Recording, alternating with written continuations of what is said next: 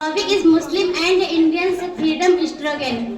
Alhamdulillah Rabbil Alameen wassalatu wassalam ala Nabi Muhammadin Sayyidil Mursalin wa ala alihi wa sahbihi ajma'in.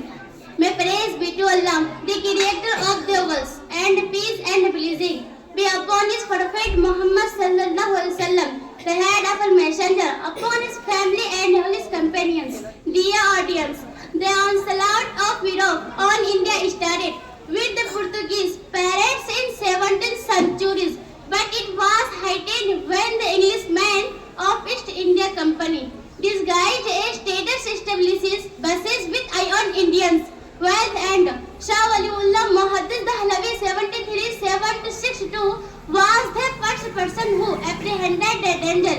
He charted out a plan complete revolution. Shah Waliullah various books reflect his thought and profound a complete framework. Shah Waliullah is the front runner of this field later. His sons and pupils forwarded his mission. The first student of Darul Deoband, Maulana Mahmud Hasan Naun, a Saiful Hind, charted out a plan known as Rismi Rumal movement, Silk Letters movement.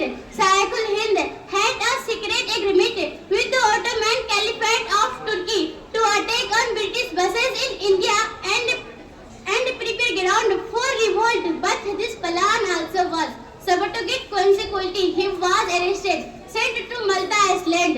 Dear audience, the purpose to mention the sacrifice is to remind you our brave past, since it is set a nation which feels to treasure.